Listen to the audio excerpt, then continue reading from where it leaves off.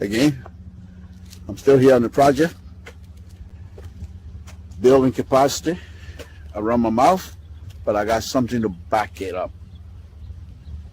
What do you think? Let's discuss it.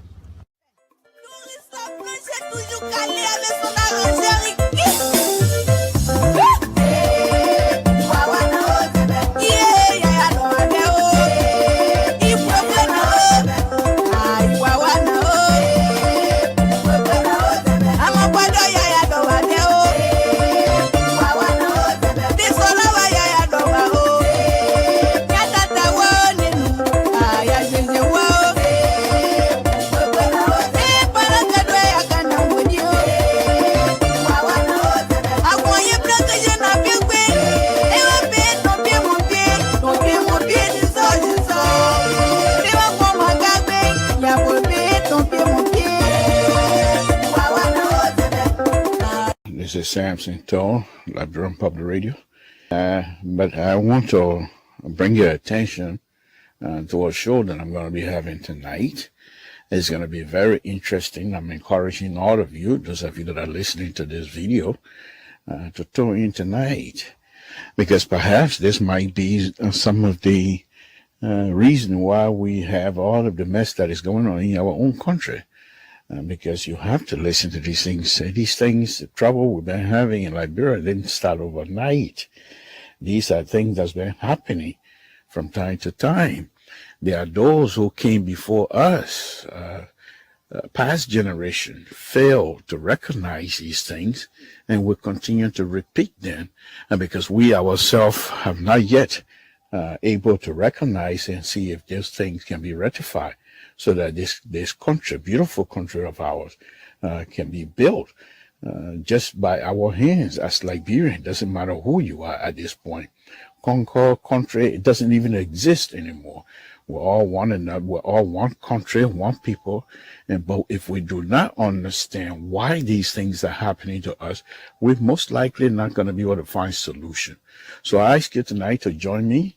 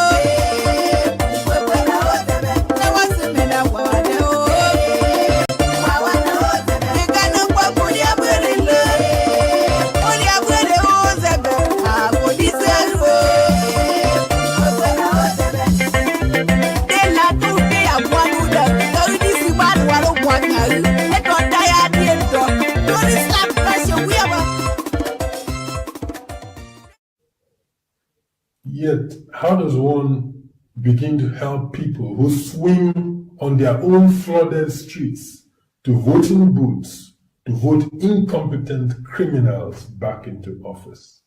Yes, that is a big question we all have to answer. How do you help people who will go to the voting booth swimming in their own flooded streets just to vote people in offices who are incompetent? And those incompetent people that are being voted in offices will also appoint people who are also incompetent. So this is like a big deal. How do we help our brothers and sisters to make sure that their voting rights are utilized effectively? They have the voting cards. They must be told how important their voting cards are to all of us. And so I'm saying those of us that have this platform, this is not time for hate. You don't come into this because you hate. You must do all you can to educate the voters themselves, how important their voting cards are. Because if their vote our leaders being able to do what is right for our people. Join me this evening as I try to explore this particular question and many more that will be coming. Join me this evening at 8 Eastern Time, 5 Pacific, where we will take on this question and be able to see how much we can go. With your help, we, the Liberian people, will be able to educate our brothers and sisters that have the right to vote whoever they want, but they must do so with responsibility. This is Samson Toll, Liberian Public Radio. Thank you very much.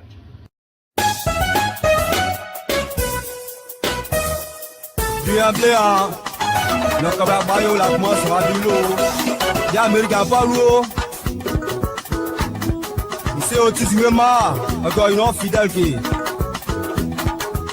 l'Amérique n'a pas loupé. Quand il y a Sylvie, il y a quoi qui j'ai loupé presse. L'Amérique n'a pas loupé. T'as bien de moi avec en ce moment, on va battre au moins néo. On t'a dit à mon moyen, on s'est abattu pour moi dit toi. Tu là l'occasion. Doing anything that people get to amend it. And with me from 2005 to date, we're all doing anything. I've done something. Trust me. I'll be re-elected. You understand? So you don't need to fight. You don't need to destroy your country. You don't need to even condemn your country. You have to be inspired peacefully and then convince the people, persuade people. Politics is about persuasion. And it's about what you have done for your people. I have done so much that I don't need pay for. You know why I don't need pay for? Because Liberians love me and they promoted me when I was on a soccer page. You understand? And they were proud to be Liberian when I was on the soccer page. And I've done my best for my country. I'm a former peace ambassador. It doesn't matter what people say. I'm on record.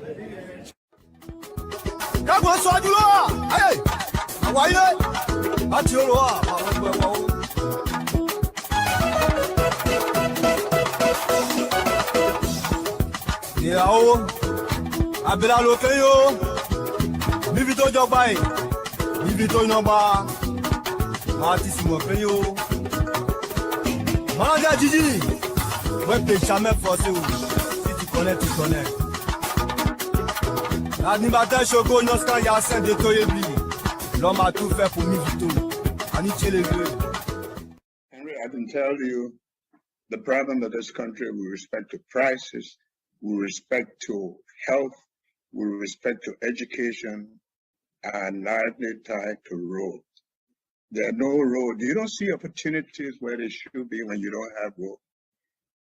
From up to 173 years, we only have one road.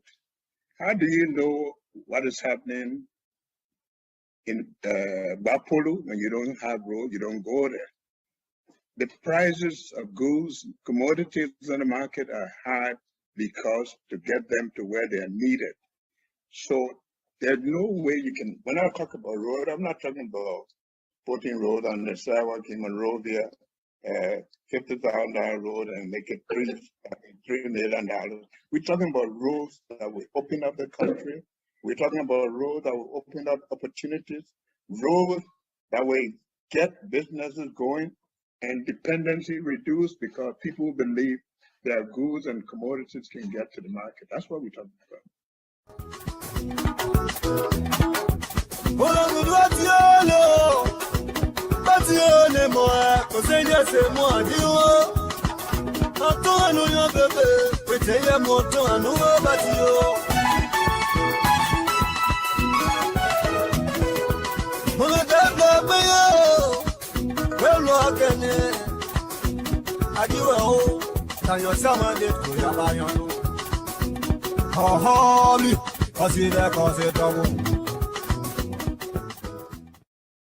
But we will prosecute and will confiscate assets that people steal and acquire by illicit means.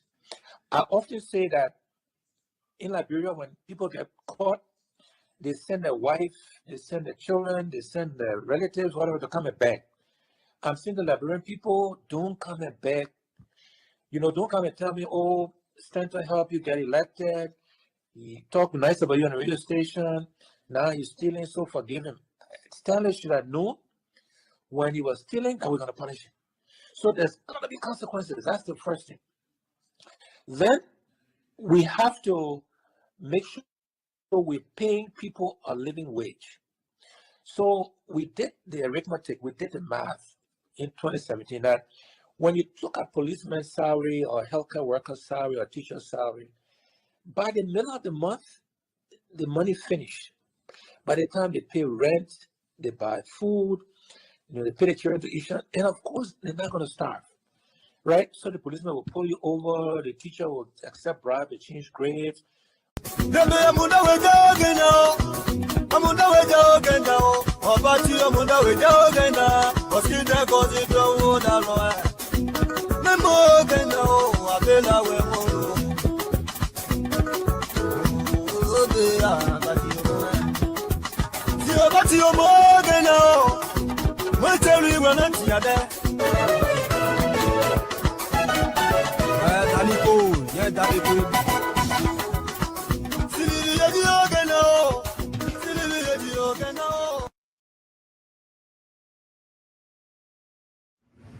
Good evening, folks. Samson to LIBERIA Public Radio. Good evening to all of you that are tuning in, and please share this video. Share it as many people as you can. Please share this video. We want to thank all of you again this evening for tuning in to LIBERIA Public Radio. We're here to have some serious discussion here affecting our own homeland. It is wonderful to be here again this evening. Safety, Lord Jesus, we want to thank you again. Thank you for bringing us here. We're here because of you. We're here because you want us to be here. Thank you. Thank you, my Lord.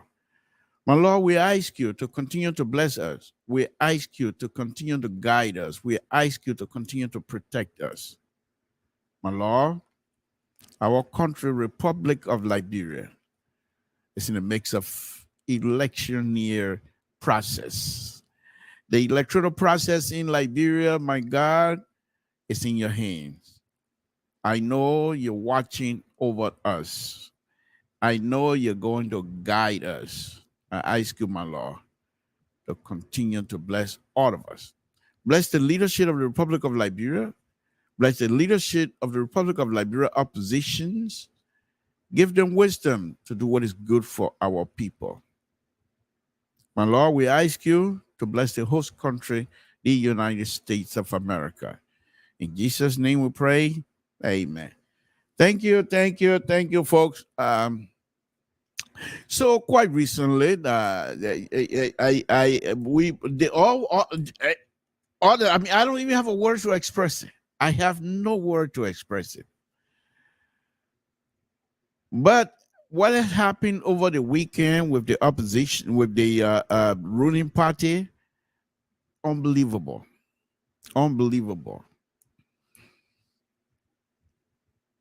To launch their campaign activities, they decided to go back to the years back, casket on their head. But this time, the casket was draped with the Ambassador Walker pictures all over it. Why would they do that? Is it because they have nothing to campaign on? They have nothing to start their campaign as a message? They have all these brilliant sedition, smart sedition, highly educated sedition. You want to tell me they cannot dust off some of the old playbook and bring that in? Is that the only playbook they have? And here's what I say all the time. And sometimes when I say that, there's some people that cringe on that behavior. They say, why would you say that? I keep telling you. Because I've been studying CDC and I've been behind them for a very long time, and by now I know pretty much their behavior. They'll do something good, and those of us that are in the media, especially me, I like to praise something that is good. So last week, on Wednesday, I started praising CDC. On Thursday, I started praising CDC. On Friday, I started praising CDC. Because of what I thought they were doing that was good for our people. even though I want to make sure that the president is unseated. But I keep saying if the president is doing something that is worthwhile, is good for our people, we will publicize it. Even in as much as I would like him to be unseated, I still will not hesitate but to tell him thank you. And I did that. I thought the two occasions, he was much, much more presidential than many other times. And I even said that. I said that here many times. And people are wondering, where are you tonight? Which way you going tonight? See, the reason why I'm not afraid to praise CDC, because within days, CDC would put their foot in your mouth. And so I'm not afraid to praise them. Because I know if I praise them, it's not going to stay like that. They will do something that people are wondering, but we're not. And I had seen CDC yesterday that people were talking all good about them. What happened today? I wanted to make this topic tonight. I really wanted to make it heavy and do some serious research and bring some video here, but I'm going to wait because the statement from the president, why it was quick, it's not enough.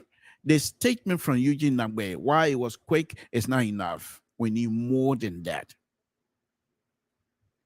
Because the reason I'm asking more from the president, because he's been on here telling us from time to time, telling us that he is here for peace. In fact, he called out the opposition if their behavior is not of becoming of opposition. As far as he's concerned, they all should work together and have these things, this election, to be the election for all of us, to be the election where we will shine as Liberians. Show the other countries around us that you don't have to be a cool, you don't have to bring cool in order to have a democracy. Show the other country around us that we can disagree and yet still time to vote, we will vote peacefully. And that has been the president's message. And I hang on that. I pick on that. And I say, good thing from this president. Because as far as I'm concerned, this president, unless I'm mistaken, but I have not seen and I've not heard and I've not been able to read on all of the following that I follow the president, that he is involved in any way or faction or form of any violence. But yet, he is associated with people who have violence tendency. He associates himself with people who are brutals in their violent disposition. Unbelievable. But then you will say to me, Mr. Toll, please give me a break. Which one in Liberia, especially Liberian politicians that have not been involved in violence? Name one. And I'm going to be scratching my head because it's going to be difficult to find. And so we give it to him. But at this time, you would think that CDC, of all people, having their leader in terms of peace in Liberia, at the very top of everything else. At the very top of everything else. He reminded us, all of us, though I am the father of the nation, paraphrase him, please. But I cannot do this all by myself. I need all of us hand on deck to get this democracy process going freely and non-violently. He says, paraphrasing again. He told us that this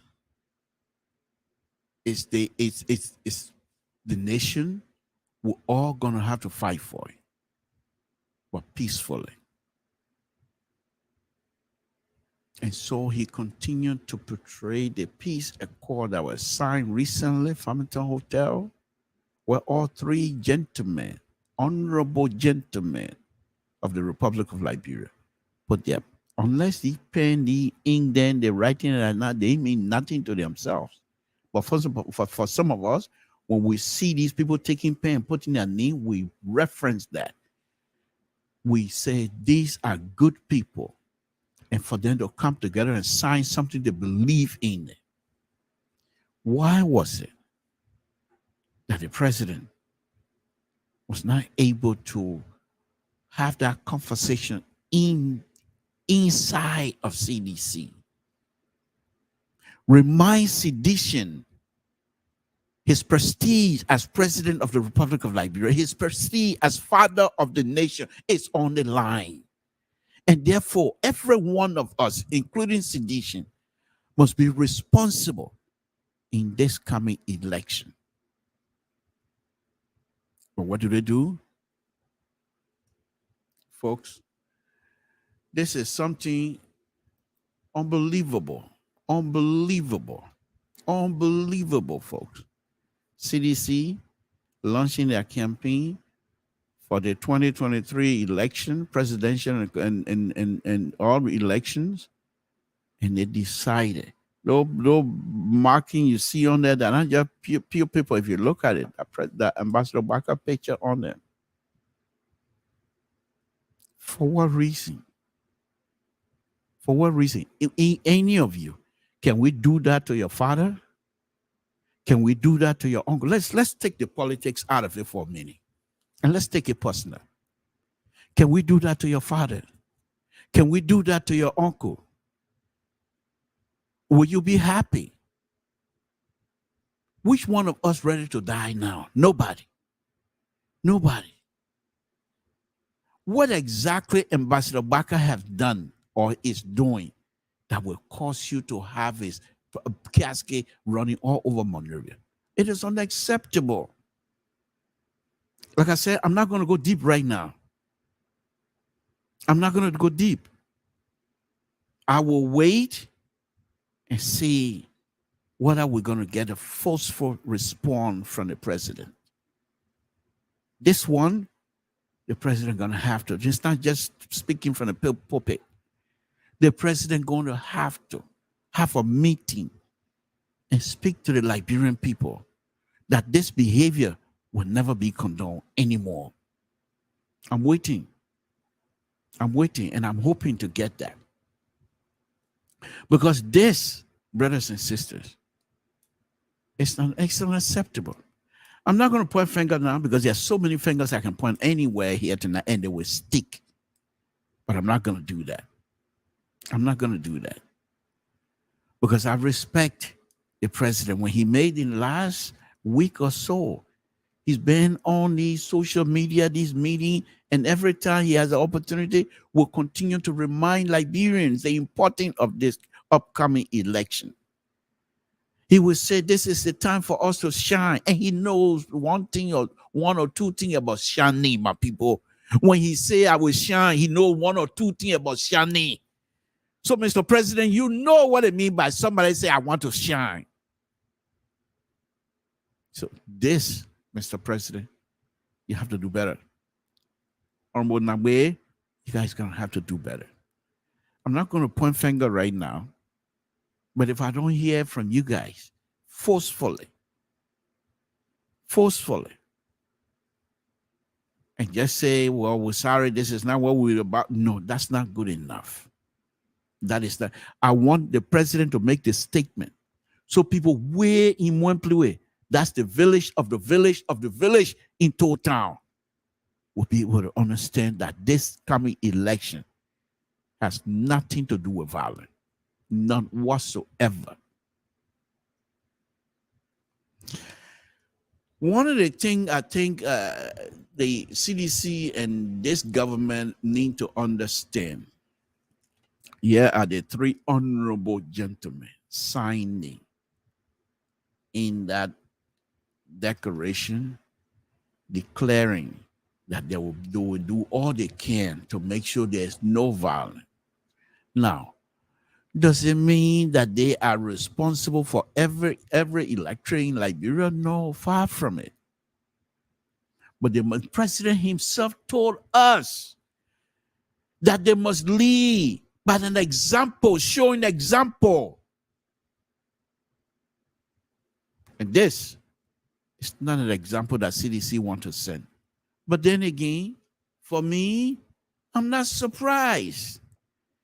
Because CDC cannot afford to stand on good thing for more than 2-3 days. That's not their nature. They do something good, you say, oh yeah, this is the kind of people I want. Then in 2 days time, they put their foot in your mouth. They have done it again.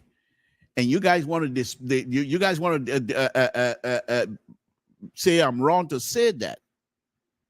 Why? Well, how am I wrong? All week, I've been out here. After Honorable Kumin made that statement, and Honorable Kumin didn't go to the, I was out here. I lay it out. That's one thing I like about myself. Yeah, I'm not going to say I'm not afraid. I'm a human being like any other person. When I used to coach soccer in Ohio, one of the things I used to tell the young kids, what is the worst possible thing that's going to happen to you? Die. That's it. And you're not coming back to die again. Everything else is secondary. And the fact that I would say that and say that this person, I don't believe what you have done is correct, even if I admire that person, that gave me the ground for me to say, if I see it, if it's not right, I will say so. I'm a liberal. But I'm not one of those nodding liberals that can when times get tough, then they run away. In fact, Gabriel Marcus Barfield told us long time ago. When they were pulling pads together, he wrote a young man who was supposed to be a secretary general at the time. And when they supposed to have the meeting, I'm not going to call the place's name because people know who I'm talking about.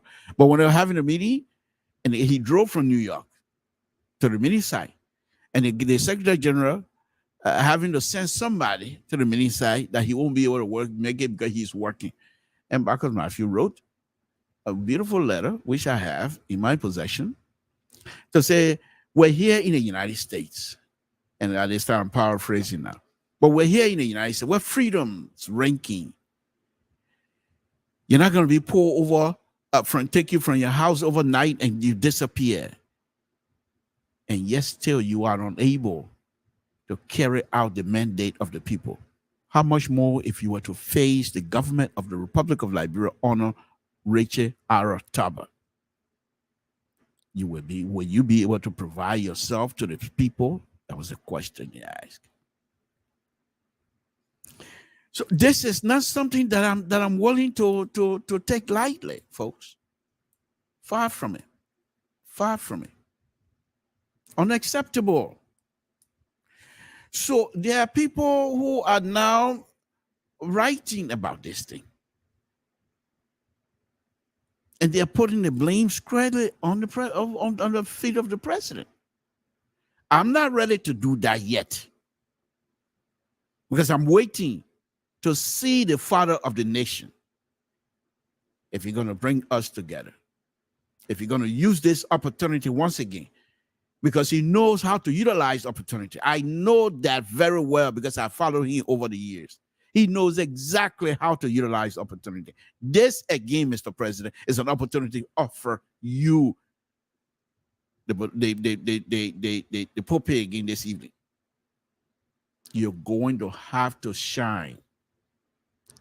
Tell us which way you're going. And this is what you need to tell your people. You people do not. Sedition, you don't have monopoly over violence. That Liberia. You're not forget. You see, you can't do this thing to us. That Liberia. You're not forget. Everybody in our country crazy. You're like me. You're not forget. We all crazy. We all, see, like, remember when after they came from Ghana, Nigeria, all the other places, before long time ago in the 80s, when you're talking to somebody, yeah, my man, they think they kind of think, yeah, my man, you can't do it to me because they think that. But now they don't. That mean you're doing so. They think you're doing it. When they finish slapping you, say you want to fight, then you think that now you're Liberia, the 80s. You can't do this. You people do not have monopolies over violence. Please, please, don't start. Don't start. This president has been leading us for the last 5+ years. And we're saying to this president, some of us, people like me, Mr. President, you're not able to govern us. You were elected for 6 years, or please move. And there are those who argue, no, this is the best president we ever had. And therefore he must stay. He must be re-elected. So it's not all Liberians that are on the side of saying we want to see the president. There are people who will be there and said no, but they must do it. We all should do it in a peaceful way that will allow all of us to express our feeling freely. You're carrying casket again. After you got that team behind you, you're not in opposition. So why you're carrying? But wait a minute, you're not even in opposition. Why you're carrying casket for? So you're really, really scared of Ambassador Waka, eh? You're really, really scared of Ambassador Waka. What? But guess what? The surprise is coming. The surprise is coming. But let's get back to this. So, President Weah, yeah, I've been reading some of your messages and stuff like that, but it's not enough. So let's look at it a little bit. I'm not about red, but I'll just lay the groundwork of which way I'm gonna go if I read a portion of blame. Do you really want us to believe that these young people, let me put that picture back up there again, that these young people in the street of the city of Monrovia, let me say that again, listen to me. These young people in the street of the city of Monrovia were doing these things without the involvement or the knowledge of the hierarchy of CDC? No, I don't believe that. I don't believe that. And if what I'm suggesting, if it is true that the insider, including the chairman, including the youth chairman, including the secretary, if they are all in the know of this thing, then we're not ready. We're not ready. We're not ready. President Weah, you're going to have to ask the likes of Jefferson Kochi, the likes of Monuba Molo. Let me rephrase it.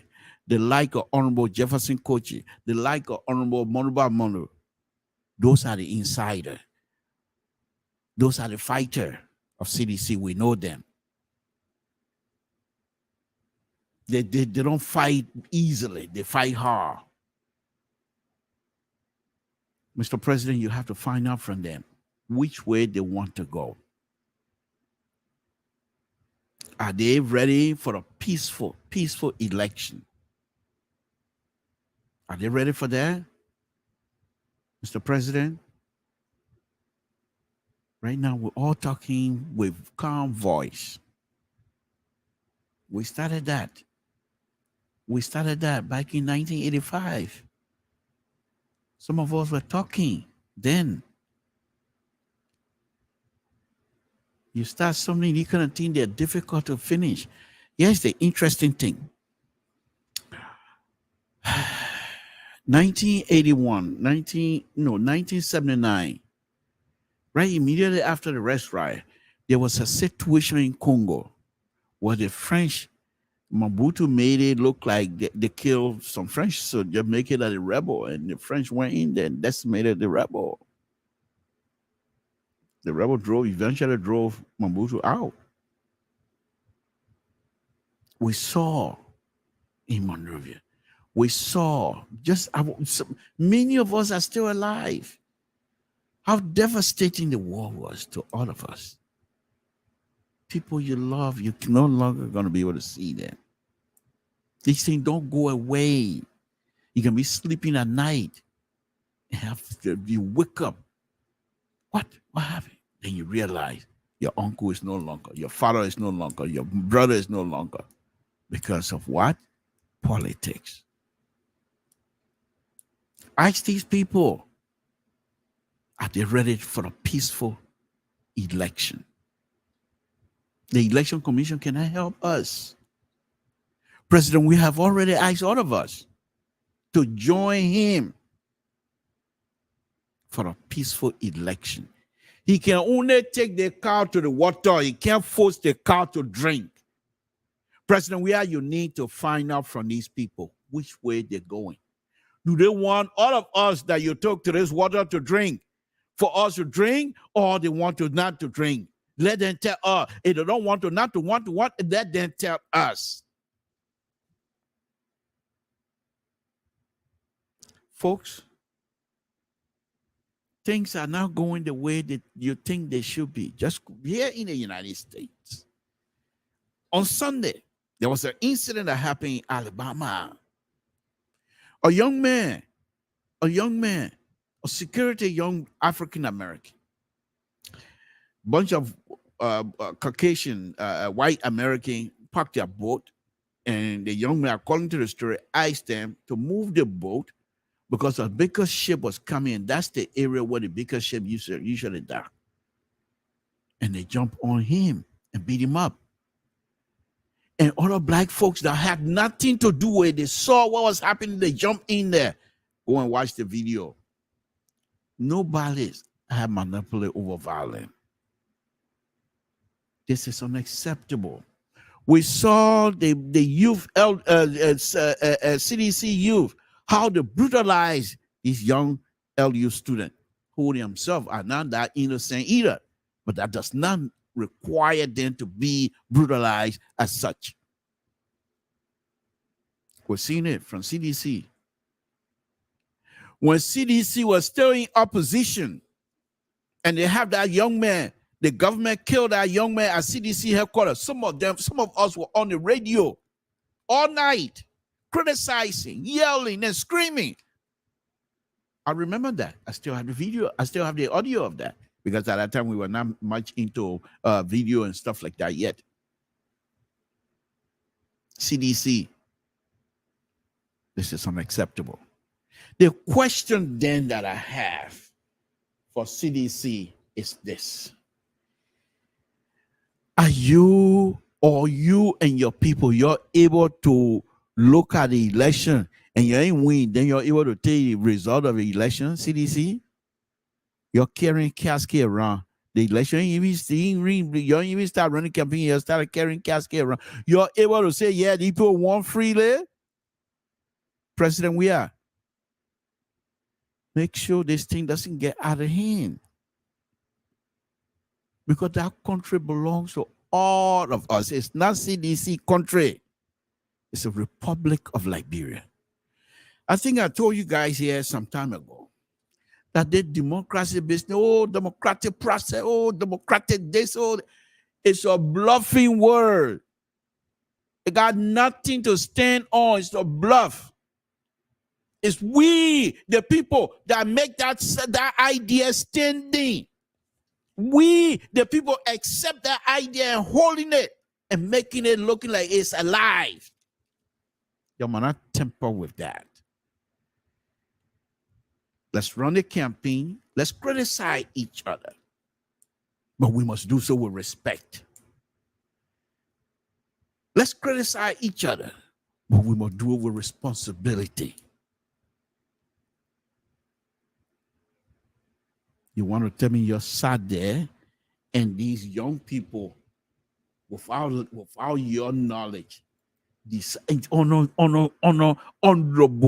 honorable Jefferson Kochi, Kolo Abo, honor he Abo, he know anything that the children are going to do. That Jefferson Kochi, the children know it, but he knew about it, and the people that did that. This you want us to believe?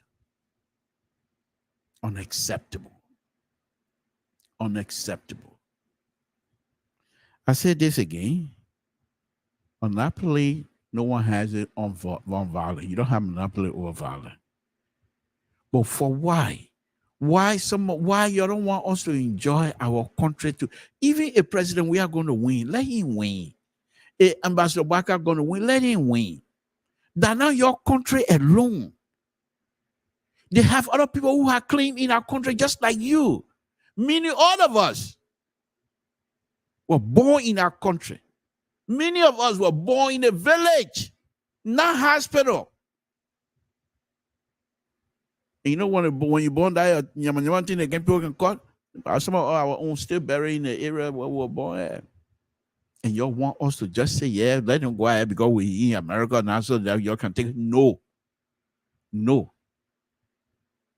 Unacceptable. President, we are Honorable Nabe and all of the CDC hierarchy.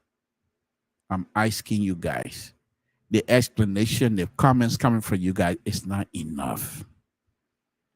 You have to hold these people responsible. I'm not asking you to punish anybody, but you have to hold them responsible and make sure these things don't go any further than this. And Ambassador Baka must be called out and apologize. Those of you, the president we are, you have it within you. Apologize to Ambassador Baka strongly. This is not politics. This is vindictiveness. This is wickedness to the highest place. And I know you're not part of it. And I know you most likely will not allow this thing to happen. And I'm asking you, even if you don't do it publicly, you don't know nothing high in Liberia. Well, yeah, that Ambassador Baka eventually apologized to President. We are eventually apologize to Ambassador Baka. He's our father as well. Even though you are the father of the nation, but if you truly respect the culture, these things don't happen in the country for nothing. These things don't happen. Even if it's just pure, you don't do those kind of thing. Even if you hate somebody, these things turn around, come back to you. You know our culture. This is unacceptable. Let me bring in Mr. Jones. Mr. Jones, good evening. Good evening to you. If you're ready, throw your thumb up so I can bring you on. I don't know if you can hear me, but if you're ready, just throw your thumb up and I'll bring you. Okay, he's ready. All right. Okay. Mr. Jones, good evening. Thank you for joining us. Yeah. So I've been on here carrying on with this casket tolling business again in Liberia. I thought that was especially in the shadow of the agreement that was signed by these people, and yet still we have these young Liberians who prefer to be supporter of CDC to carry out such a heinous behavior. And I thought that was unacceptable, but I'm not ready yet to push some blame around, to accuse or whatever. I'm going to do that later, but I'm waiting to see how far we're going to go, because we saw quite recently, we saw Jefferson Kochi literally laying down on the foot of something I believe was about Jesus Christ. So I believe this young man has seen the light, the shining light of Christ. And I believe that most likely, I hope and I pray that he will not be part of any violence anymore. But anyway, let me let you come in. Have you had the opportunity to view those and have any reading on them at all? Yeah, I saw what they call a casket tool, a casket carrying campaign exercise. But it's like I've got a different take about this whole casket thing. You know, we're reading too much into it, I think. I can see right now with that language, I can see right now that we're going to go on our separate way very quickly tonight. Yeah, it seems to be we try to traditionalize politics in Liberia right now, and we try to pay attention to a whole lot of, in my own perception, a whole lot of little insignificant things, you know. When campaign, I hope this is not a subjective idea you're bringing in here again tonight. I hope this is truly objective, please. no, this subjective idea. Okay, all right. Tonight, yes. Okay, well, now, Campaign, every time, yeah. every single time when you talk now, I listen to you, I say, okay, let me make sure that, because I know you have the ability to be objective as well. So Yes. it's not just subjective. I know you have truly, you have a strong ability to be objective. I know that for a fact. But I just want to make sure that's where you're coming from tonight. Go ahead, sir. Yeah, so what I'm coming from tonight, I'm coming from a two school of thoughts. One school of thought is that we do not have a clear criteria how election campaign should be launched in Liberia. We have said we don't want any issue associated with agitation, vindictiveness. Okay, we have said that, but we have not defined those things we put into the Farmington River Agreement. This thing has to be defined. You can't do this, you can't do that, you can't do this, you can't do that. All right.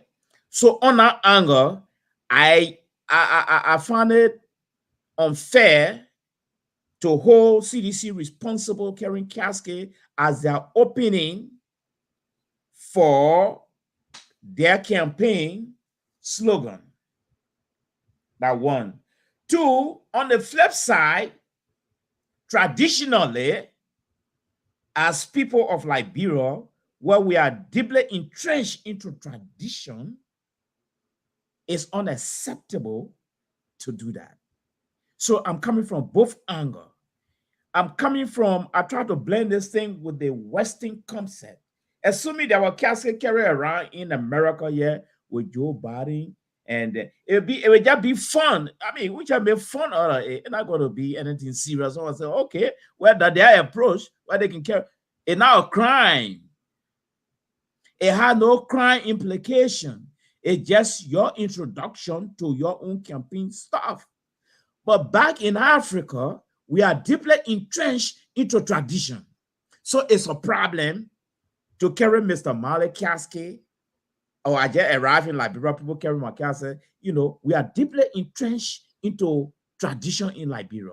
So we use a little bit of tradition and a little bit of modernization into politics in Liberia. That's why I always said politics have got a human face in Africa. And that human face, sometimes we draw the line. With all the things we're talking now, if Ambassador Bwaka appear on this platform and want to talk to her and want to talk to us, between you and myself, Mr. Toh, because of our tradition, I cannot disrespect him. I got to watch my language. That's the first thing. Two, I got to get him the respect, whether I like him or not. Three, I cannot call him names. You see? And four, I cannot make utterances that would demean his personality. Why?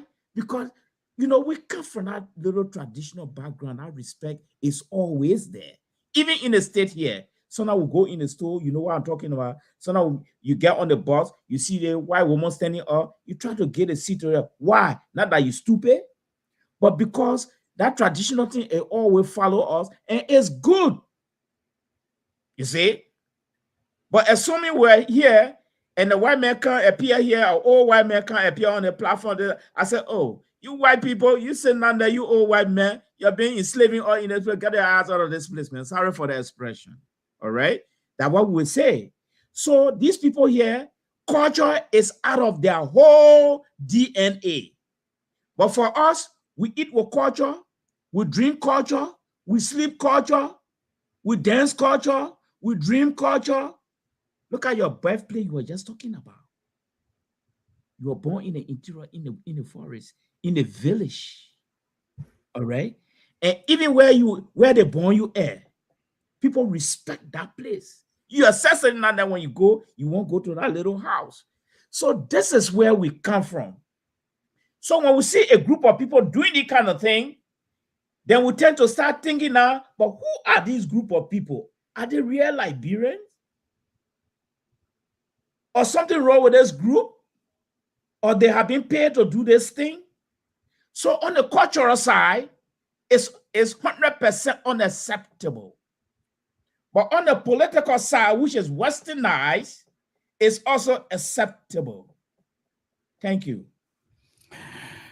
Again, folks, Samson told LIBERIA Public, that's his view. That's valid. A very, very objective view, if I may add. But I strongly disagree with him because in as much as see what he's saying, yes.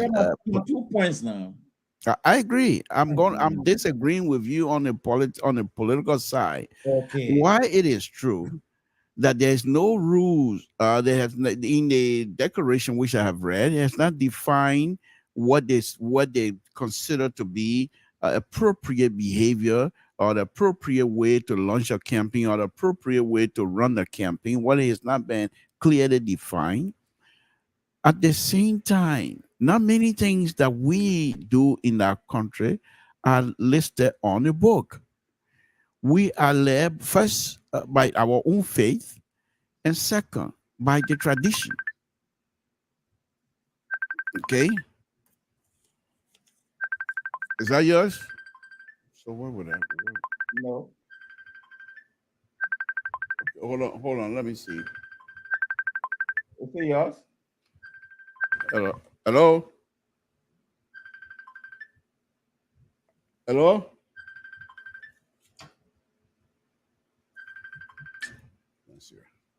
Is it yours? Hello.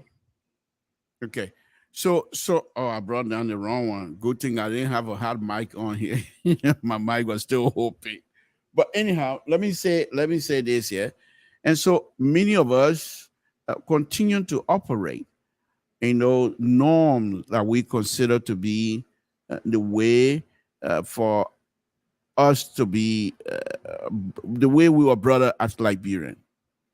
Now, although it was not specified how to run a campaign or what are some of the procedures in running a campaign, but to have a casket of an opposition who is still 100% alive, kicking, well, dancing, that is not political material. That is not campaigning. That's defaming. Number one. And secondly, Mali, I think if we're going to excuse these people, because those things were not written in the guidelines that they signed, I think in that guideline, most of the things that were not written down, they are silent, but they are understood by all of them. And so I think for you now, Mali, to come out and say because it was not written, therefore it has no, I'm not saying that it's criminal. That's not the argument. The argument here is from my side is this behavior, why they are not criminal, they must not be condoned, number one. And secondly, if the president who were up here the last time, 2 days or so ago, telling us that the Liberians and the opposition need to join him and have a peaceful election so that we will shine. And this behavior is not part of shining. The man who is still alive, the man who is kicking, the man who is dancing with his wife, and they have an actual casket. I'm not even too sure if that casket is empty anyway because I don't know that. But they have an actual casket with his pictures running around. This man has, besides wanting to be president of the Republic of Liberia, he also have relatives, he have family. Where is the consideration for those brothers and sisters? Where is the decency from the sedition that you're not claiming here tonight to say that they are hold on, let me finish there and then you can go on. I'm not too sure why he's calling me, so I want to make sure that he's safe. But the point is, where is the decency from these people? Why it is not written, specifying, and I'm not asking for criminality here tonight. That is not the issue. Decency is what I'm asking for. political party running a political party on a peaceful manner. That's what I'm asking for. What would have happened if Ambassador Barker's supporters are going in the street and say that casket must be brought down now, or you're not going anywhere? Will we not have violence? We would have. And they have the right to. I mean, nothing in the writing the way you're defining it, nothing is written there to say they can't go to the people rally and try to make create mayhem. Nothing is written in there either. So we cannot just say because it's not written and it must be accepted. Now, let me say that again. You came in from a two position. On one position, strongly argue against that. But you're tying your argument against that based on the culture, which I agree with. But there should be, I'm also arguing the same side that even though it is not written, but we should not condone that and we should not give them a pass on it because it's unacceptable. It is inciting. They are inciting violence. Even though it's not written, do not incite violence. It's not written in there, but those are the provocation that will surely bring out the violent tendency from the opposition. So, Mr. Malley, the idea that you're saying because it's not written and therefore they have not committed a crime, which I do agree with you, but they have to show some responsibility as well, Mr. Malley. Well, I beg to differ that the CDC should show any responsibility here. Politics, as far as I'm concerned, is a Western cult. The type of politics that is going around the world now that is deeply tied into democracy is a Western concept.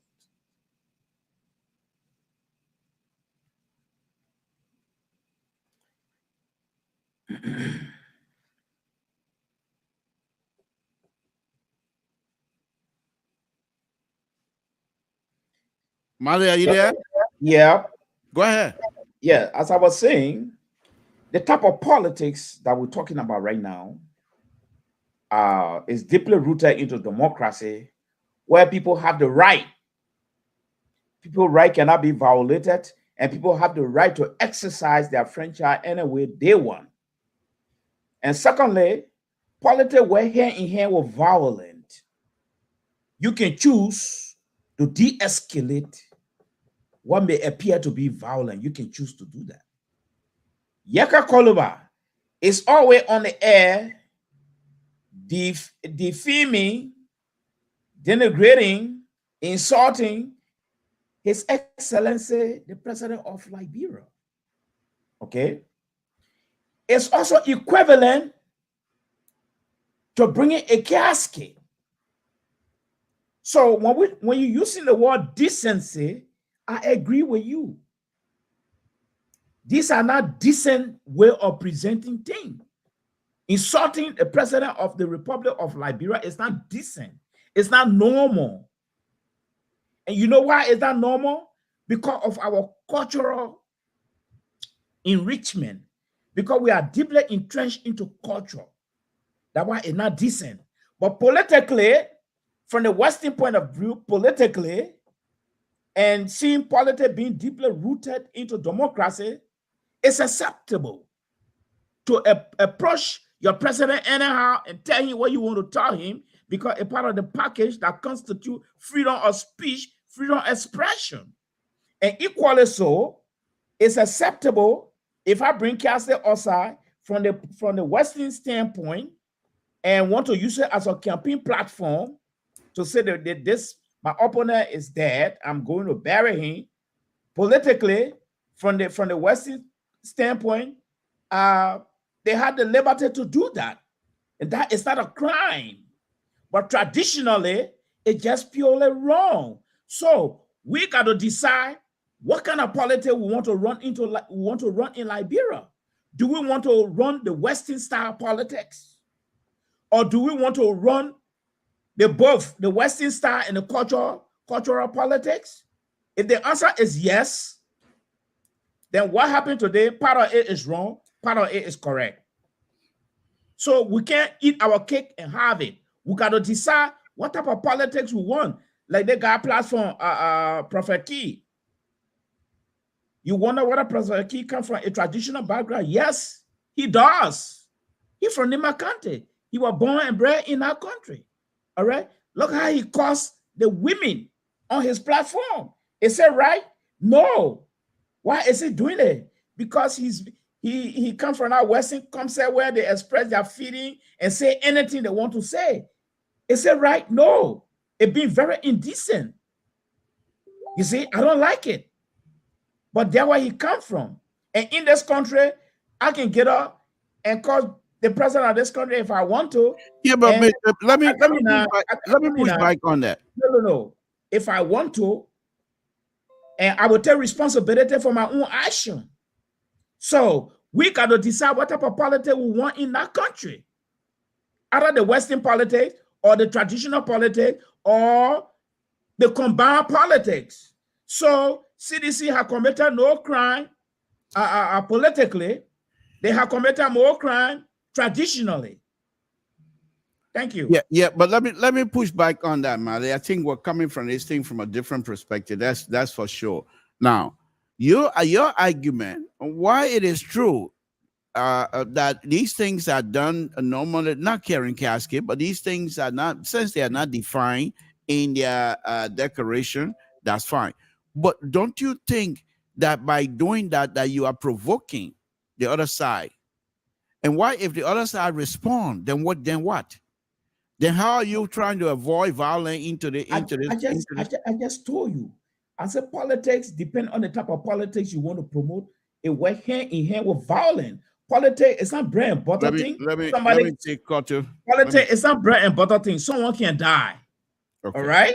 So if somebody do something and someone want to go there and level you, culture, you gotta call back. Let me connect the phone. Please call back. Okay, go ahead, Mali. Finish it.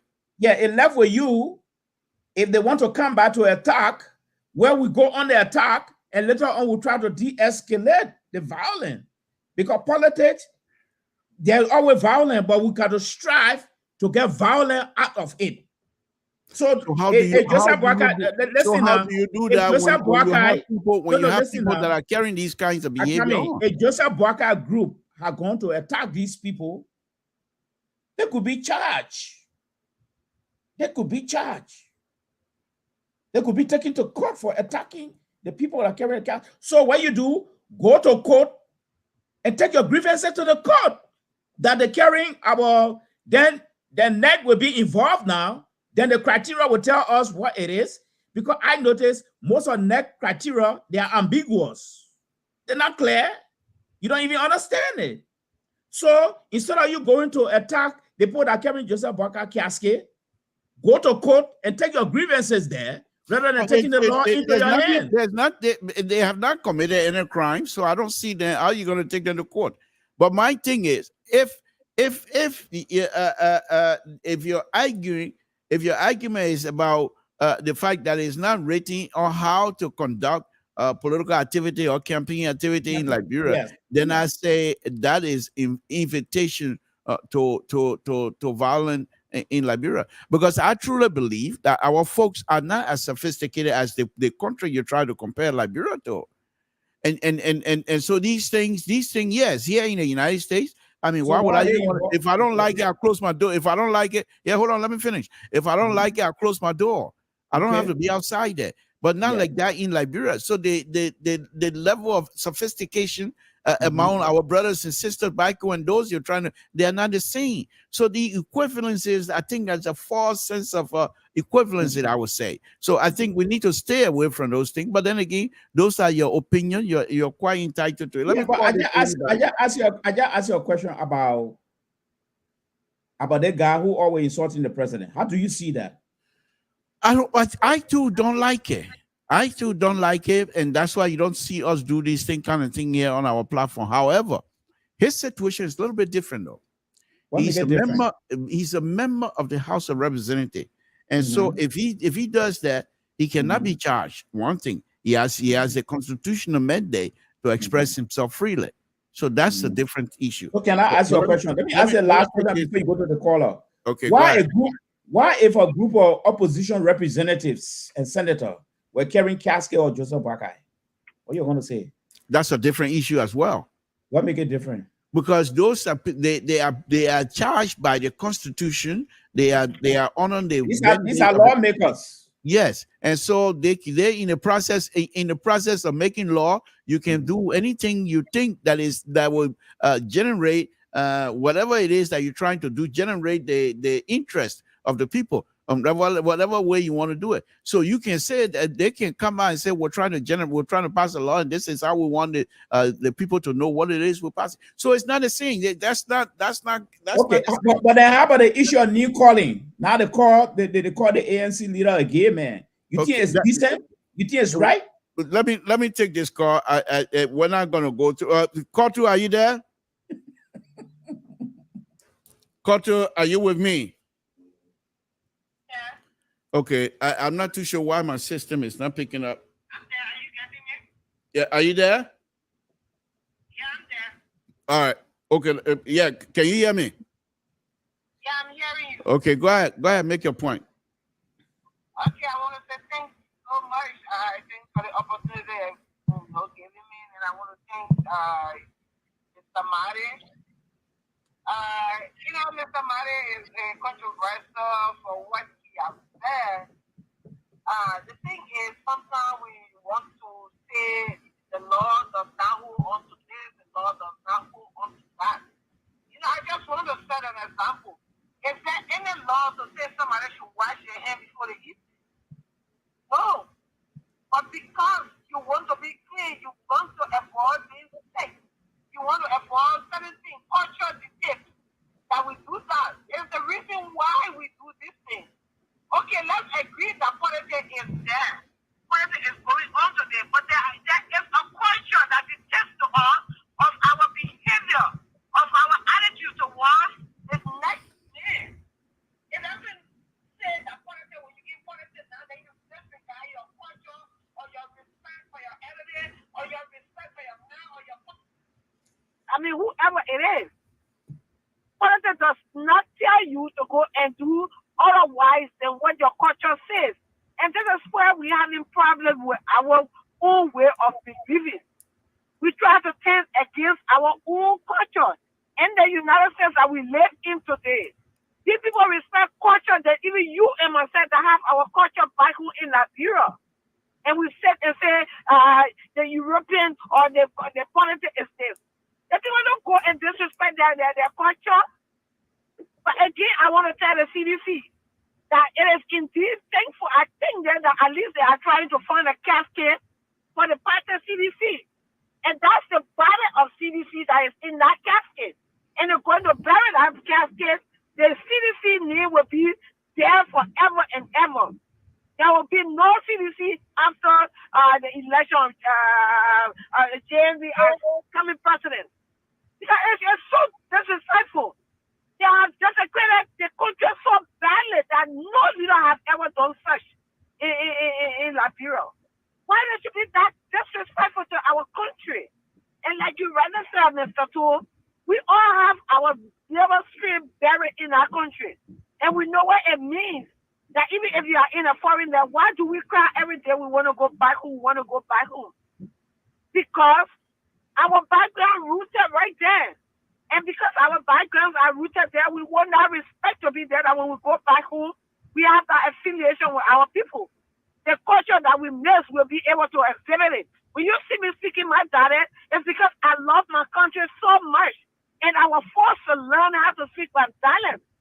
And sometimes I regret why my children cannot even learn to speak it the way I speak it. Because that cultural identity is what we have.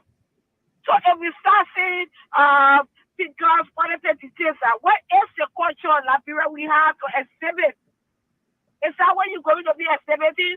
That in politics we can throw casket? Is that a good example to set? No, of course, no. We're looking for something that we can be, and we can be proud of.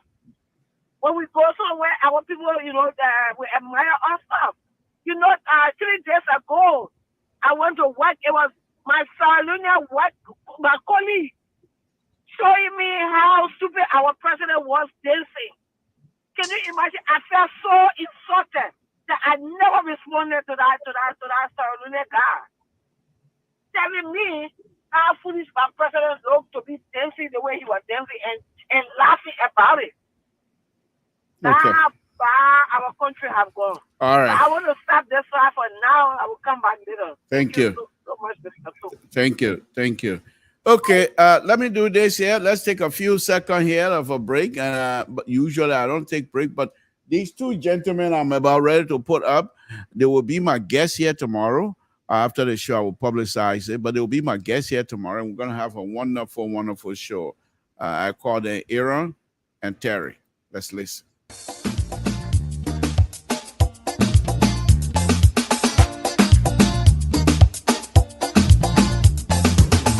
Let's come together once more and work together once more.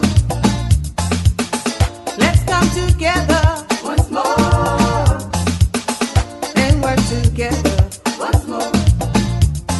Believe you me, we will rise up for the people to see before our enemy. Believe you me, we will rise up strong for the people to see before our enemy.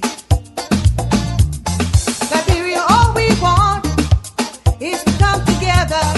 Liberia, all we need is to work in unity once more. Once more. Okay, that's Aaron and Terry will be my guests here tomorrow for a whole hour, hour and a half, 2 hours the most, where we'll be discussing all things Liberia, of course. Mr. Marley, let's look in your playbook this evening and tell me what do you have gone through to do reading or anything you want to talk about? Yeah, what I want to talk about tonight is the issue of Liberia or Montreal in quote has been taken over by garbage and trash. I've been wondering, most of our leaders from Helen Johnson Sirleaf, in fact, all of them, including George Weah, these people have been traveling into the Western world to see how clean the people's system is. So the question now is, what is going on? What is happening? Why our city is so dirty? Everywhere you go in Monrovia is dirty. Everywhere you pass, even in Kakata, the garbage thing is just all over. And I'm not holding Joe legs to this thing here. I'm holding his legs to it on ground that he is the president right now. He has got Jefferson Koji as the city mayor.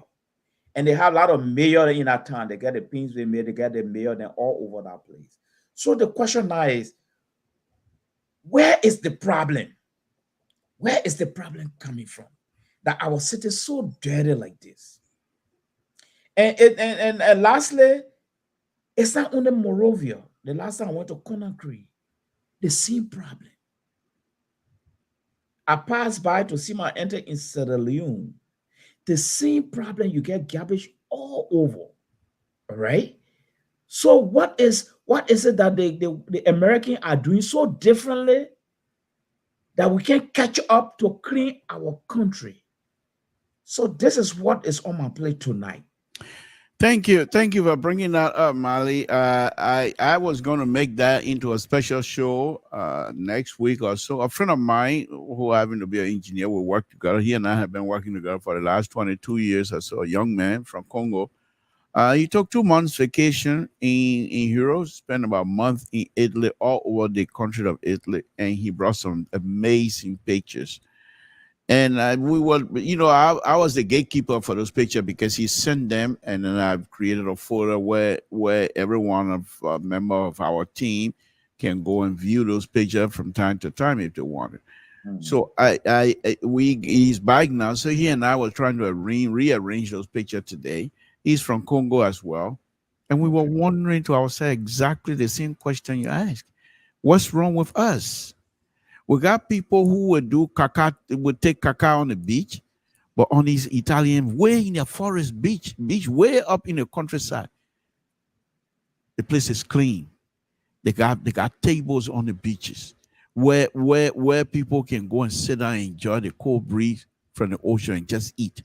But whereas for us, from behind the mountain all the way to how do you call it, American Embassy, that beach, so kaka. For what? What's wrong with us? If you go on they have a, in fact, on the Bushra Island, they have a what they call trash island. It's a mountain of trash.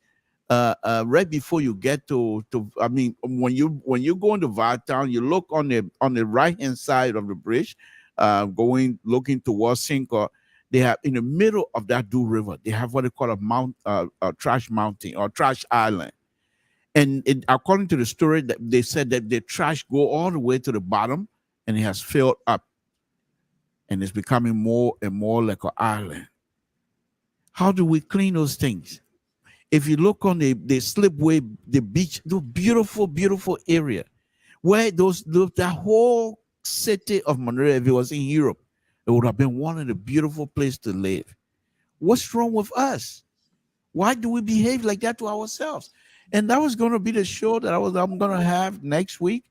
But the question, now that you have brought it up, I'm not trying for us to point finger at a particular person, but there's a guy here, and I have the video. They call him Chessin. I feel forgetting his first name, Liberian. But when he read to cuss us, how we came from the countryside and come to Monterey and dirty his Monrovia. He called it my Monrovia. You can't dirty my place, your country. You know what? You need to go back to your villages. You know, those days, Monrovia was dirty too, but it was not like this. It was, I mean, growing up in Monrovia, you have toilet toilet buildings on Conjunction Road. You have toilet building on Martino Newport, right there by Martino Junior High. You got toilet building most of the places. You know, they think what happened? What's wrong with us? We just have our own little place, where we sleep. The rest of it, we don't care. The street, when they're building the Ralphie Highway, they have to put stop of the construction the last time because there's so many trash. Why do we do that to ourselves? Must we have a garbage police in order for us to know that these things are not good for us? It's not good for our country. You know, I don't know. And I'm not about ready to blame any of the government official on this one either. I think we ourselves, the citizen ourselves, we have no interest in keeping our environment clean. And people live from here and build beautiful buildings. But the road, and another thing, they have the beautiful building, 4 or 5 beautiful buildings. But each of these people that own a building, they're waiting for the other person to put a road on. The other than that, they were driving in mud. They have beautiful car, but they were driving in mud because they don't want to do the road. What's wrong with us? I don't know. No, go ahead, make your comment. Let me just push back on the issue of the blame game. You cannot say you cannot put a blame on. The trash issue has become a generational issue. So I can't even hold OPER responsible. But I hold here another error. One, I will blame OPER because the purpose of leadership is to lead. You are leading the people. And you are leading the people either into a new way of doing things or the old way of doing things. And I see that from government to government, the leadership continue to lead up in the same old direction. This is what I see happening in Liberia right now. At the end of the day, I become president, it's the same old direction. You become president, it's the same old direction. You see? So the problem of leadership is to lead the rest of the people in a very positive direction. And that's where I hold President Weah accountable. He now responsible for the garbage he met all around Monrovia, but he is responsible to take her into a new direction that will yield a very good dividend for us as citizens Okay, so the question now is, what is the missing link here? That's the question I keep asking me. What is the missing link with the government being unable to create a system where we have a clean city, clean town? What is the problem? Is it that the government don't have idea about these things? Is it that the government is locked up somewhere? Or is it that there's nothing like innovation? So, Mr. Toll, what is the missing link? And I hope you will bring the topic back the next time when you come on your show. Maybe we can start it I'm tonight. going. But what is it? What is the missing link? I'm going to do that. And I also want to bring this to your attention now.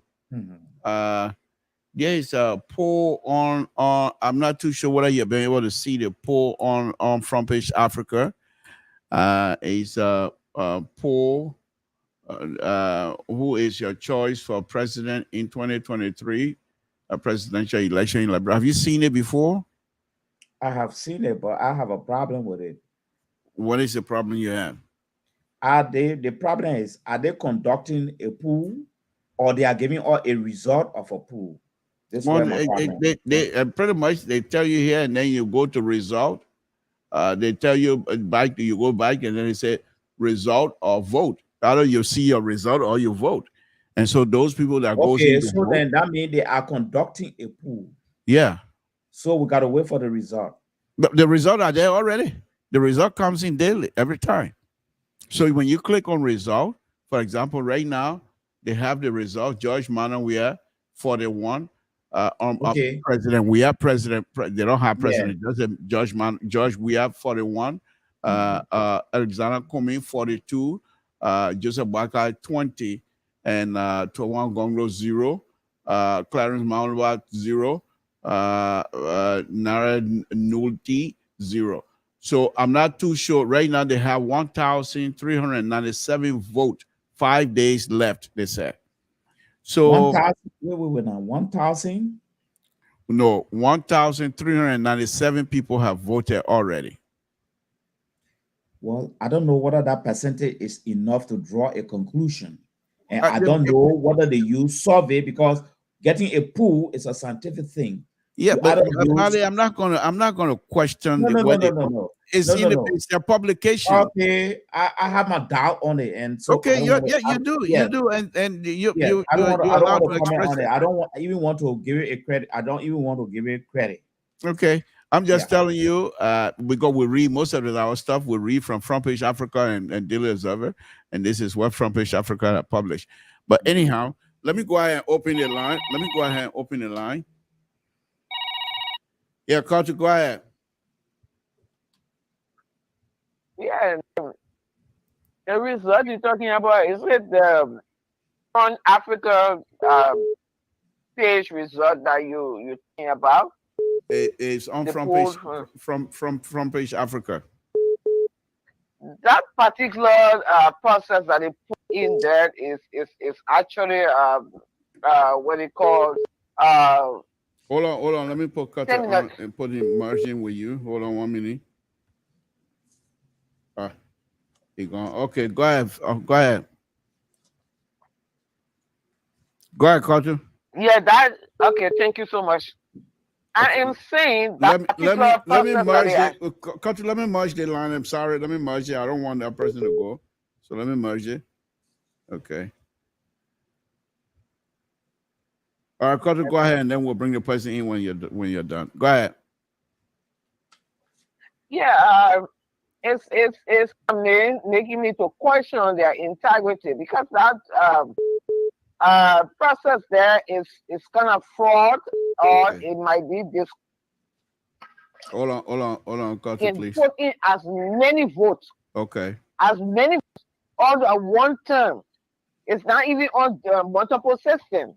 Okay. I've tried it since I saw it. I have tried it and have voted in so many times. So that's not a kind of pool that I would trust. Okay. Even though people say that in the calling. No, I'm Yeah, not saying people should trust it. I'm just pointing out that it's there, and I know many people are viewers. So I'm just talking. yeah. Okay. It's actually not No, trust but them. Mr. No, I Toad, you wouldn't be able to advise question you these things to too. You try can it. just take it and swallow it. Okay. All right. Thank you. Yeah, it is questionable. It's questionable. Okay. All right. Okay. Thank you. Let me Vote go. more than 5. How many times you want to vote, you can vote in. Okay. 5 consistency. All right. Thank you. Thank you. Let me take this other caller. Caller 7242 number, last 4 digits, 7242. You're next. What's your name? Where you're calling from? What's on your mind? How you doing, Mr. Thor? This is calling from Minnesota. Okay. Okay. And, Yeah, that's right. Evers. Yeah. Good. Thank you for calling. Yeah. And hello to Mr. Mallard Jones. Well, Hey, first, my let me brother, just how are you, sir? I'm good. I'm doing well. Let me just say this. You know, the United Party caller that just called. This is just like a simple size of what the United Party people are going to do during the election. They will find any excuse. If anything goes against them, it must be unfair. It's not possible because in their mind, the Liberian people is resolved to vote for Joseph Boyka. So how can they not vote for the polls? How can they have a poll in Swedru and Joseph Boyka now win? It must be rigged, you know. So if you're having an online poll, of course Alexander Cummings is going to win because we already understand those who have 2 brain cells. We can tell Cummings is an internet politician. The people in the diaspora, people who have access to the internet, they're going to go. They're going to go there and participate. He's going to have the upper hand. But what's even more shocking for them is that Cummings is beating them by over 50%. He doubled their their numbers, 42%, 42 to only 20 for JMB. They can't believe it. But again, like you said, it's not a scientific poll. It's something that is conducted in the diaspora. Most people online voting for people who are in the United States who are probably not even going to vote in Liberia. So I don't think it's accurate. I think all things being equal, in a more scientific poll, President Weah comes first. Boyka come a close second, and Cummings is third. I think that's how it really goes. Okay. So I think. Okay. Today, I was on a platform yesterday and I made my statement known. People was all up in arms about it. Look, when you want to interpret that casket thing, people talking about tradition. One of the blessings that I thank God for, I came into this country as a child. I didn't spend even up to my 12 years in Liberia. So my mindset is different. I can speak my mind clearly without using expletive or invective, but I have the privilege to speak my mind, not be a yes sir. Yes sir. Anything somebody say who's older than me, I say yes sir. I'm in my 30s. I'm a child. I'm young, but I'm not a child. I can express my clearly. You're in your 30s. That casket for me. Yes, people who are older, but you know what I mean. I'm not a teenager. What is it? Yeah, Okay. I'm younger than most people on the platform that I'm with, but I'm still a man. Yeah, I have you are. family, No, definitely you take care are. of myself and Yeah, everything. yeah. So the point I'm trying, Mr. Toll, I can interpret that casket as I did on the other platform to mean that look, this man has outlived the majority of Liberians in that country. Our life expectancy, he has way outlived it. So God has blessed him. He's not somebody who is going to die of natural death. He's reached his old age. He's been blessed to reach that age. The more concerning thing is not simply his age, but his health concern. When you look at the constitution of Joseph Boyka, you can tell that he has some serious health issues. If it's my father who is sick, that's our family concern. Well, we're all dead. Hopefully we'll get you, your grandchildren to see you. That's a personal thing. But when there's an entire nation of over 5 million people, where their life and their livelihood, and even the stability of a country depends on the president's health, it's important for us to discuss it. It's not out of the realm of respect to say, oh, this man is not in good health. So when we're saying this, it's not to be disrespectful. But what makes it even more severe is that you have like Jeremiah Cohn and Prince Johnson, who is right there waiting to take over power in that country. And you know it will have the propensity to rub a lot of people the wrong way. And you never know what their action will be. So when the people are carrying caskets, is the one of Liberian people, this man may not finish his first term. Okay. And you will have somebody like Jeremiah Cohn coming into the place and Prince Johnson having his hand on the coffers of that country, and from certain areas of that country will not stand for it. Okay. So let us not play lightly with it. Okay. It could have serious consequences down the line. If Joseph Boyka, 6 years is a long time, Mr. Toll. 6 years is a long time. Nobody is praying for his death, Right. but it's a possibility. Okay. I can drop dead today. It's a possibility, but it's more likely that a person who is in old age and have bad health is likely to pass on than a young man who is in the prime of his life. Thank you. I just want to make that comment and make that clarification. But thank you for taking my call. Thank I you. will leave it there. Thank you. Let's go with Ambrose. Are you there? What happened?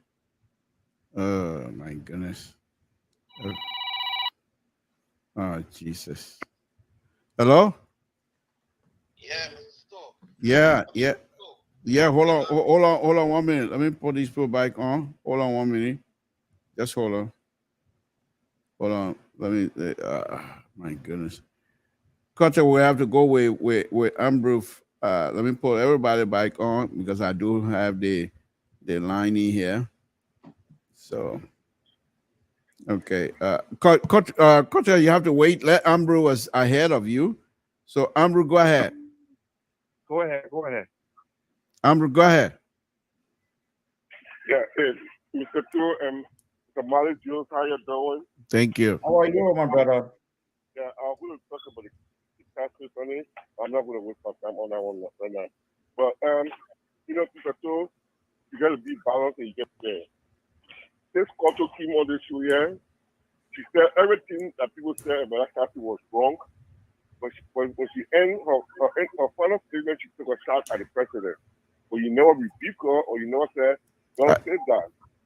But, you got to be balanced. Okay. But I wanted to talk about, yeah. Point well taken. That escaped me as well. I accept responsibility. Go ahead.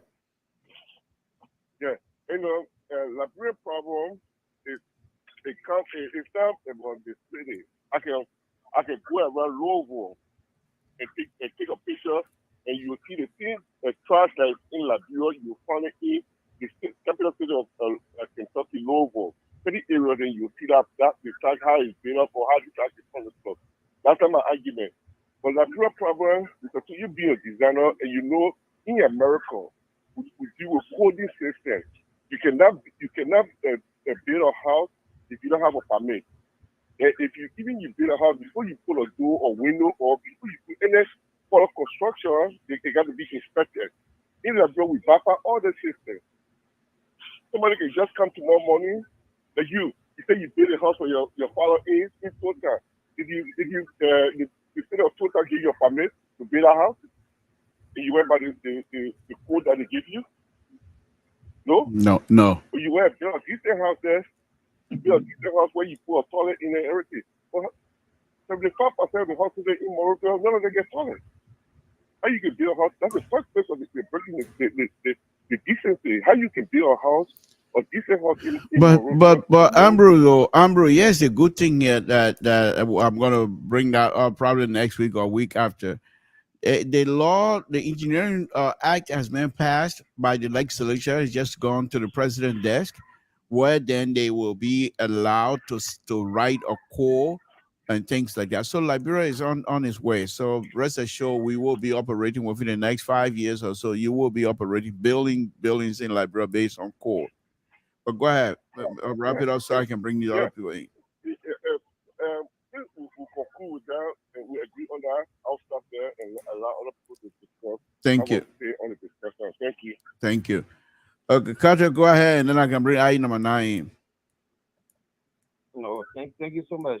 So speaking about the trash in the city or in the country, I would agree with Mr. Marley Jones. That everything is on the president desk to make things to improve things. He in the executive enforce stuff, it will happen.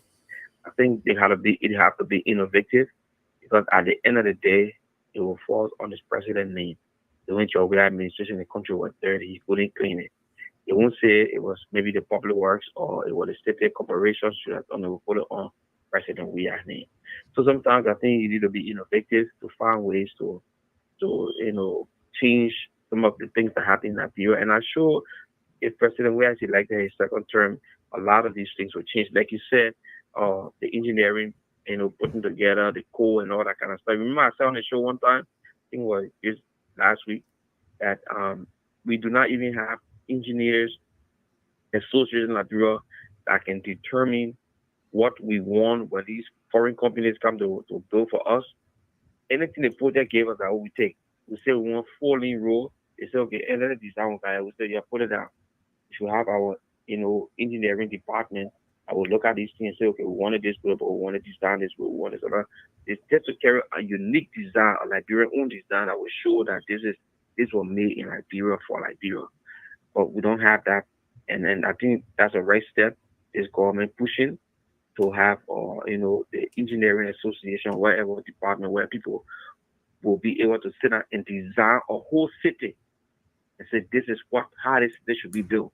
So we'll pick this county, we'll make this part of the county as a new city, and this is how the city should be built. Everything constant. Another thing is the poll that you took off from Page Africa. You caught a figure, you say up to date, I think 1,000 and more people have voted. But the numbers that you read from CDC and Unity Party and ANC, those numbers did not even reach to 150. So if over 1,000 people did the voting, where are the other numbers should be Well, on they have that chart? it's over 1,000. They have 573 people voted for President Weah. They have 593 people voted for Cummings. That's over 1,000 already.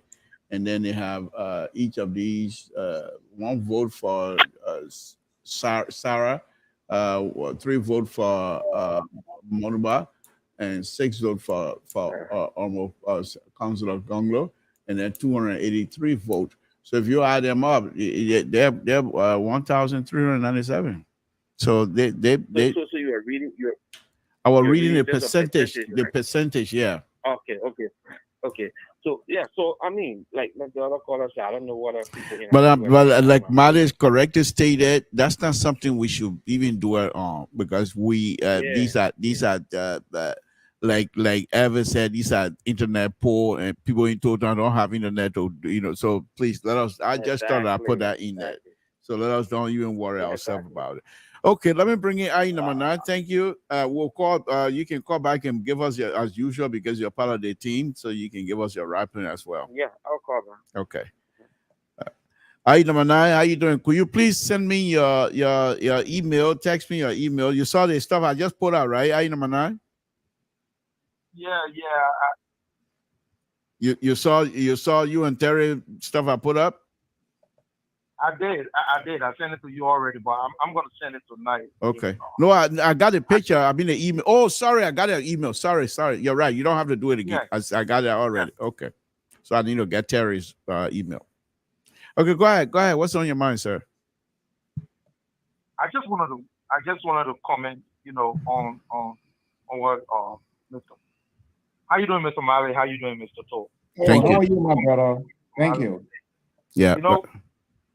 Mr. Malley, I agree with you about the trash issue, the sanitation issue in Liberia. But, this is what I would say, like in the United States where we live, we pay for trash, even at apartment complexes, you pay for trash and stuff like that. I think Liberians in Liberia have to help the government. Okay, because if even the government comes out today and say, okay, we're cleaning all the trash and things like that, people are going to still come out and throw trash on the street. When the government turn around and start arresting people for throwing trash, it will be a different headline in Liberia or in Monrovia.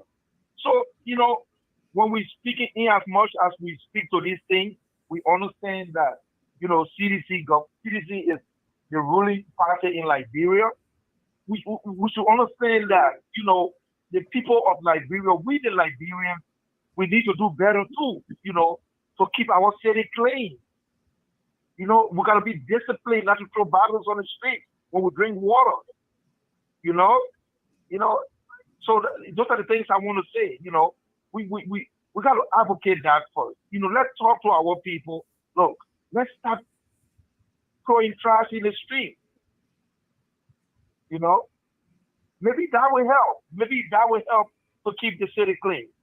And lastly, before I close, Mr. Toll, let me comment on this poll that was done by Front Page Africa. Yeah, I just put that thing out there. It's not, we don't let us don't make it into a central, because somebody just wrote here.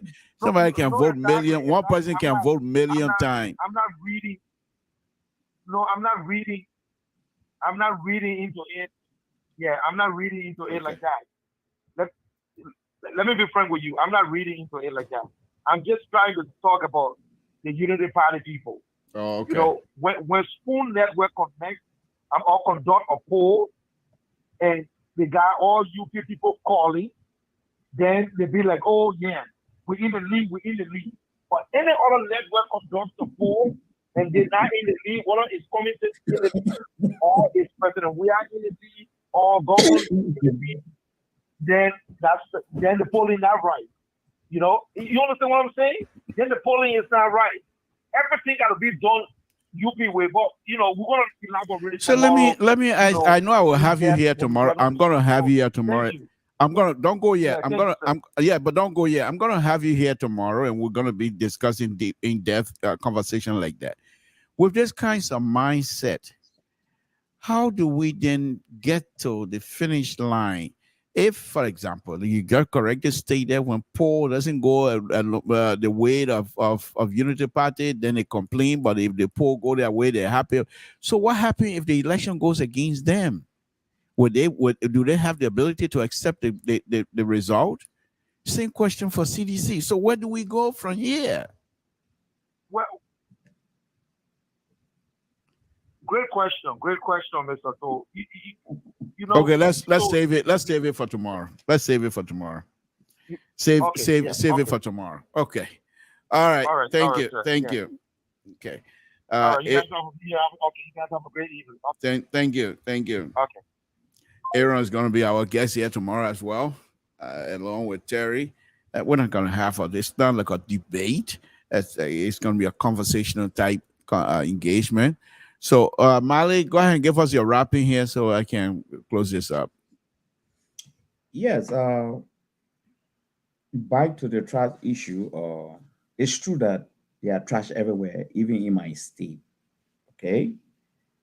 But what I'm coming from is this. When the trash issue become habitual, it becomes a normal thing.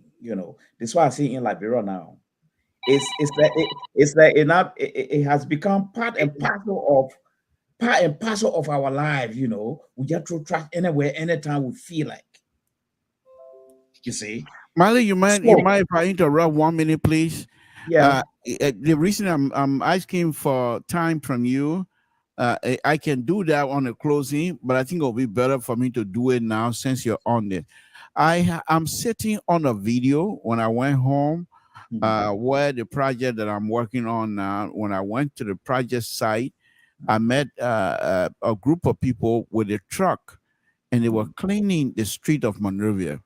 And I was able to I was able to have 5 or 10 minute conversation with the crew of the trash, and they were highly praising Jefferson Kochi, and then their leader said you can talk to any one of these people. And in fact, he said, this is what he said: just so that I don't stay here and they think I'm watching them, let me get away, and they're allowed to speak their mind. And I have that conversation with the people, and they truly believe that the trash situation in Liberia is a difficult thing for them as well, but they're doing their best. They said, Mr. Toll, look what we're doing here. And they have all of these trash bin. They go from one point, they were in New Croton, on a Beaumont Bridge itself, literally on a Beaumont Bridge. So I'm sitting down on this video, and I'm supposed to be playing it. And since you're bringing this up, I think it'll be good for me to point that out, that I do have a video that show that the mayor is doing what he could to get those places clean by the testimony of some of the workers themselves. I thought I'd throw that in there. Go ahead. Okay. But as I said, it has become a habit. People are now making it part of our own lifestyle in Liberia, which of course is very disgraceful. Like what the last caller said, we as citizens, we're supposed to be part of this thing. We should look at ourselves as dignified people, all right? Respected people, we should look at ourselves. It's true that, Joe, we are sitting there as the head to lead us, but we as a people, like the caller said, we got a role to play in the trash issue. But here is what I want to leave with you tonight as we wait for this day to discuss the trash issue, because I have several recommendations. You can get a best trash truck in Liberia. You can get people making sacrifices during healing time. People they had the Oma there sweeping all over the place. But these things should work hand in hand with punitive measure. No. This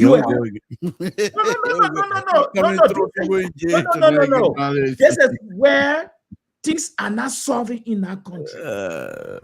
Let me be very frank with you. No, I agree. Go ahead. I'm not stopping you. No, you use a word, yeah, will go again. Yes.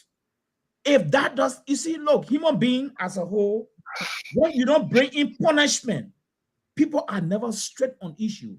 Go to Gerald Rollins' story. When he took over as a military man, you know why people are standing in line today to get in a bus in Ghana? It was not from bread and butter thing. Human being as a whole, you got to straighten them. All right? You can get all the best engineers in the town.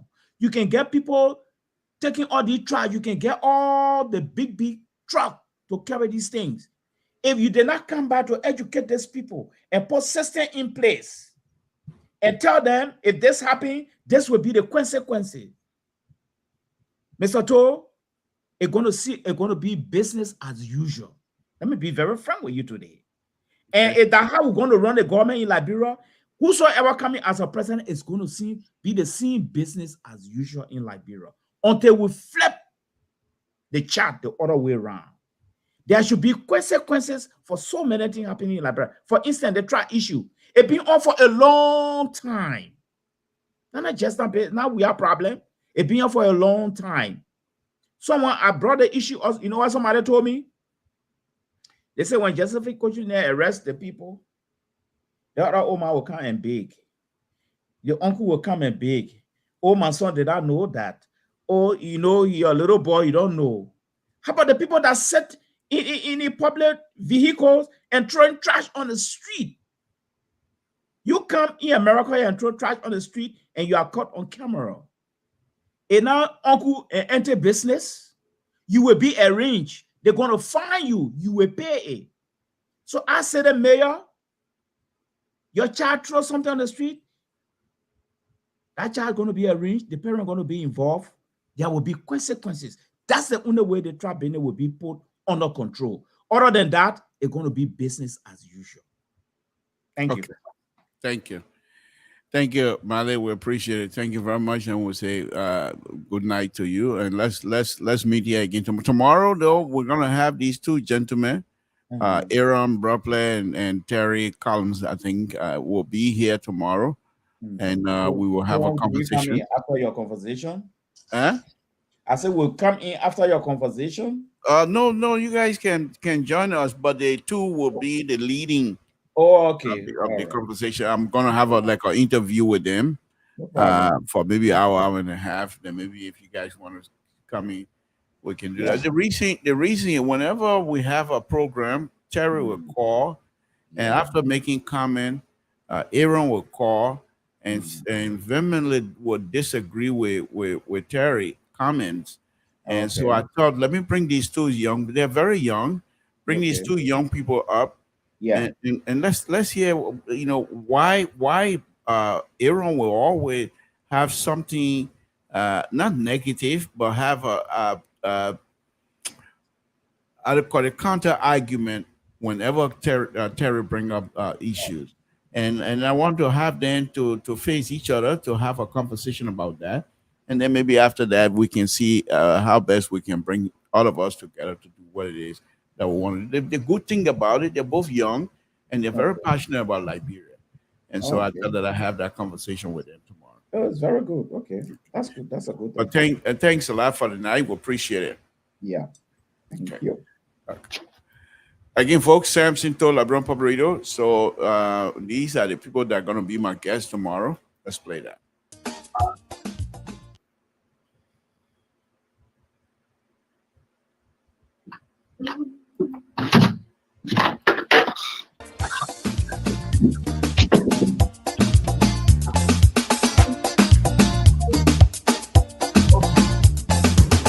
Let's come together once more and work together once more. Let's come together once more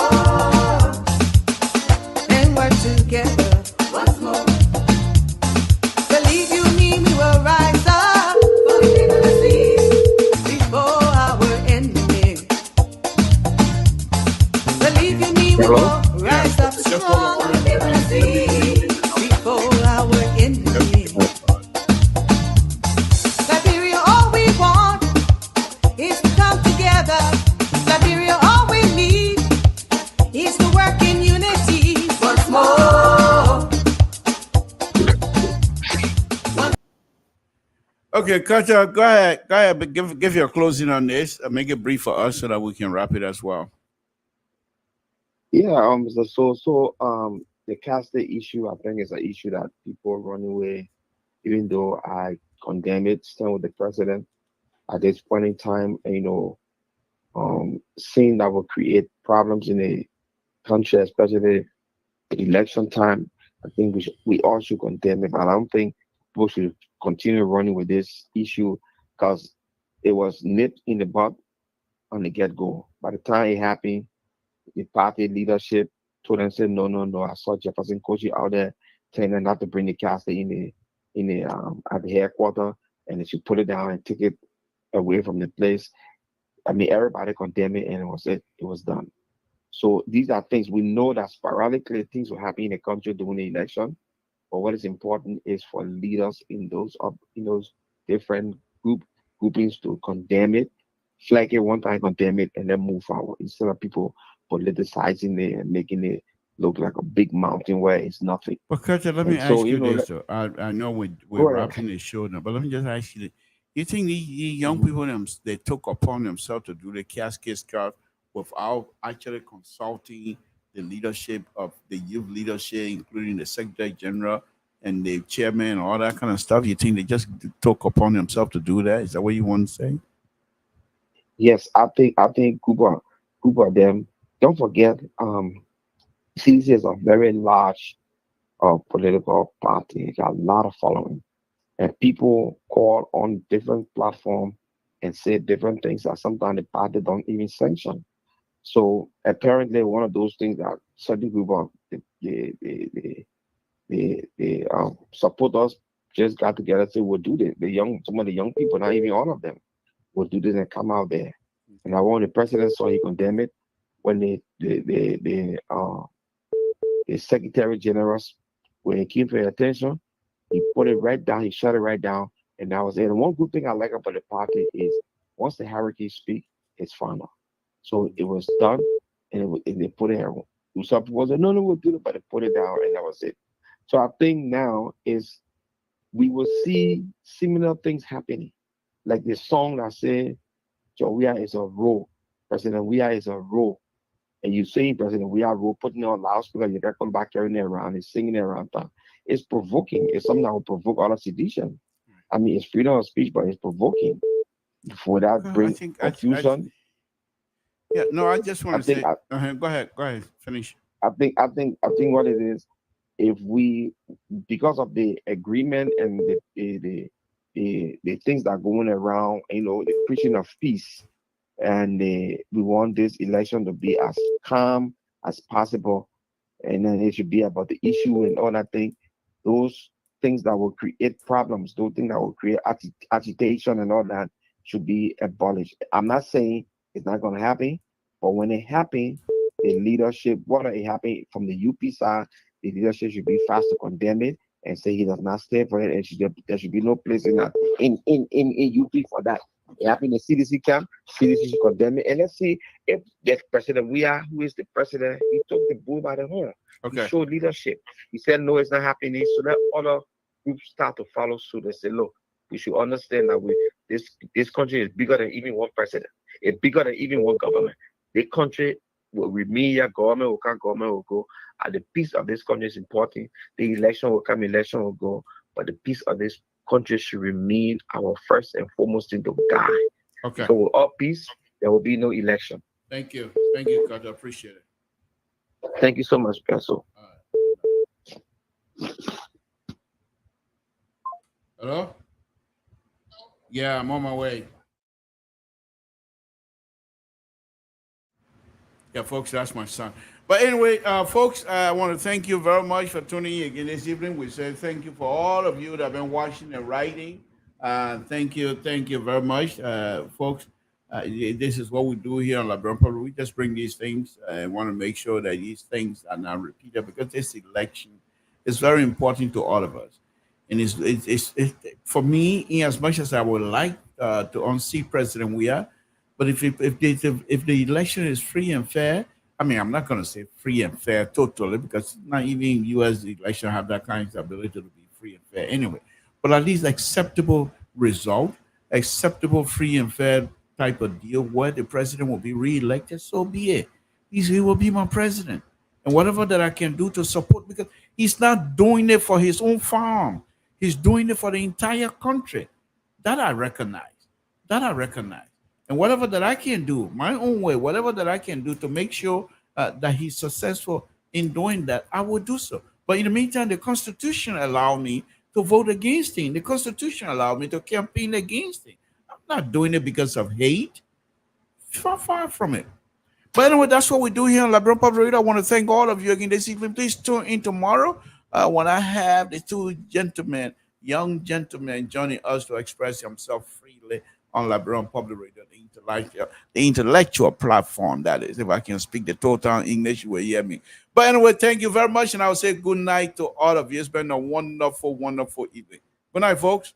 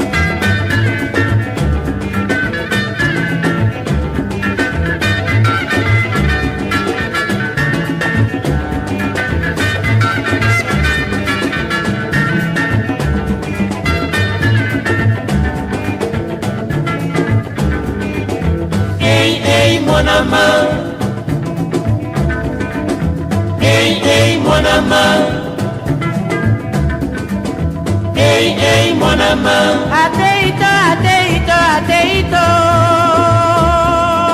nalukio na kati ya Kinshasa bobi mama na badi na fwara fikine